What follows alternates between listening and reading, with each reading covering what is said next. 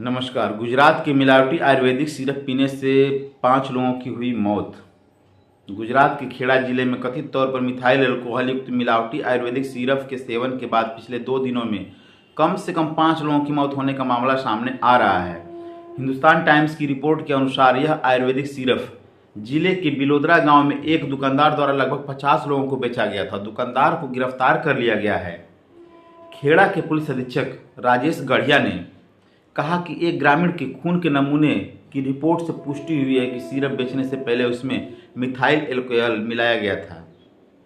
उन्होंने बताया कि सिरप की पहचान कालमेघस आश्वरिष्ट के रूप में की गई है, जिसमें 12% की एल्कोहल सामग्री होने की अनुमति थी।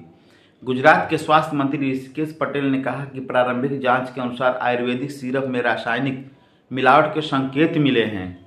सिरप में राज्य के बाहर से आने वाला कोई पदार्थ मिलाया गया है। मंत्री ने कहा कि घटना की जांच चल रही है। जांच का उद्देश्य उस हानिकारक रसायन की पहचान करना है जिसने आयुर्वेदिक दवाओं को दूषित किया है। उन्होंने कहा कि अधिक गहन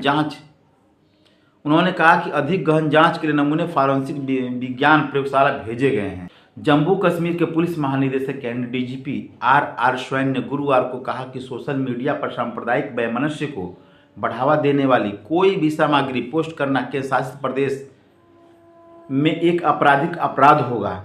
एनडीटीवी के प्रकाशित एक रिपोर्ट के मुताबिक उन्होंने कहा कि आतंकवादियों, अलगाववादियों या राष्ट्र विरोधी तत्वों द्वारा ऐसे संदेश या वीडियो पोस्ट करना अपराध होगा। उनके अनुसार सीआरपीसी की धारा 144 के तहत हमने किसी भी प्रकार की सामग्री, संदेश, वीडियो, ऑडियो को सोशल मीडिया पोस्ट करने का एक कानून बनाने का फैसला किया है जो सांप्रदायिक वैमनस्य को भड़काएगा और किसी को आंतरिक या धमकाएगा, आतंकी या धमकाएगा। उन्होंने कहा कि ऐसे सामग्री को फॉरवर्ड करने और साझा करने को भी कानूनी परिणाम भुगतने होंगे। उन्होंने लोगों से ऐसी सामग्री की सूचना निकटतम पुलिस स्टेशन को देने का आग्रह किया है। डीजीपी ने कहा कि पाकिस्तानी सोशल मीडिया हैंडल ऐसे सामग्री बनाते और पोस्ट करते हैं जो स्थानीय स्तर पर कुछ तत्वों द्वारा परेशानी पैदा करने और शांति को नुकसान पहुंचाने के लिए साझा की जाती है। केरल के राज्यपाल आसिफ मोहम्मद खान ने गुरुवार को मुख्यमंत्री पिनराई विजयन पर गोपीनाथ रविंद्रन को कन्नूर विश्वविद्यालय के कुलपति के रूप में फिर से नियुक्ति करने के लिए दबाव डालने का आरोप लगाया है। द वीक की रिपोर्ट के अनुसार खान ने तिरुवनंतपुरम में पत्रकारों से बात करते हुए कहा कि राज्य के उच्च शिक्षा मंत्री आर बिंदु को दोषी नहीं ठहराया जा सकता, क्योंकि मुख्यमंत्री ने रविंद्रन की पुनर्नियुक्ति की मांग के लिए उनका इस्तेमाल किया है। राज्य का यह बयान सुप्रीम कोर्ट द्वारा गुरुवार को कन्नूर विश्वविद्यालय के वीसी के रूप में रविंद्रन को फिर से नियुक्ति करने के लिए केरल के फैसले को रद्द करने के बाद आया है।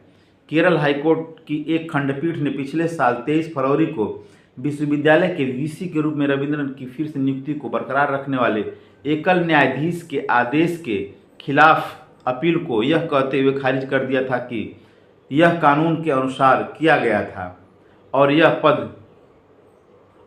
पद पर कब्जा करने वाला नहीं है। पश्चिम बंगाल की मुख्यमंत्री ममता बनर्जी ने गुरुवार को राज्य के स्वास्थ्य केंद्रों को कथित तौर पर केंद्र सरकार द्वारा निर्देशित रंग से न रंगे जाने के कारण राष्ट्रीय स्वास्थ्य मिशन के तहत मिलने वाले फंड को रोके जाने के मामले में प्रधानमंत्री नरेंद्र मोदी से हस्तक्षेप करने के लिए एक पत्र लिखा है।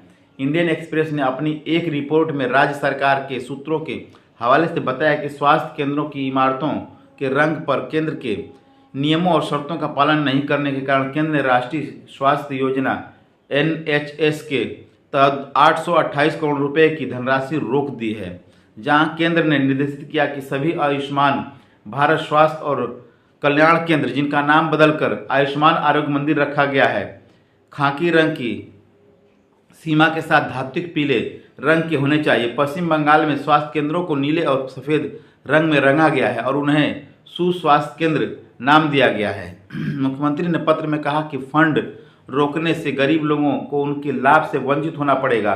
उन्होंने कहा, मैं आपसे ईमानदारी से अनुरोध करती हूं कि आप पश्चिम बंगाल के लिए NHM फंड को तत्काल जारी करने और स्वास्थ्य और कल्याण केंद्रों को विशिष्ट रंग में रंगने की शर्तों को हटाने के लिए हस्तक्षेप करें, ताकि गरीब लोगों को गुणवत्तापूर्ण स्वास्थ्य सेवाओं की कमी का सामना न करना पड़े। साप्ताहिक मेडिकल जर्नल द बीएमजे में प्रकाशित एक अध्ययन के अनुसार सभी स्रोतों से बाहरी वायु प्रदूषण के कारण भारत में प्रति वर्ष 21,80,000 मौतें होती हैं, जो चीन के बाद दूसरे स्थान पर है। द प्रिंट की रिपोर्ट के अनुसार शोध में पाया गया कि उद्योग, बिजली उत्पादन और परिवहन में जीवाश्म ईंधन के उपयोग से होने वाले वायु प्रदूषण के कारण दुनिया भर में प्रति वर्ष 51 लाख अतिरिक्त मौतें होती हैं। शोधकर्ताओं ने कहा कि यह 2019 में सभी स्रोतों से बाहरी वायु प्रदूषण के कारण दुनिया भर में कुल अनुमानित 83 लाख मौतों का 61% है, जिसमें जीवाश्म ईंधन को स्वच्छ नवीनीकरण ऊर्जा से बदलने के संभावित रूप से टाला जा सकता है। उन्होंने कहा कि जीवाश्म ईंधन से संबंधित मौतों के ये नए अनुमान अब पहले बताए गए हैं, अधिकांश आंकड़ों से ज़्यादा है, जो बताते हैं कि जीवाश्म ईंधन को चरणबद्ध तरीके समाप्त करने से मृत्यु दर पर पहले की तुलना में अधिक प्रभाव पड़ सकता है।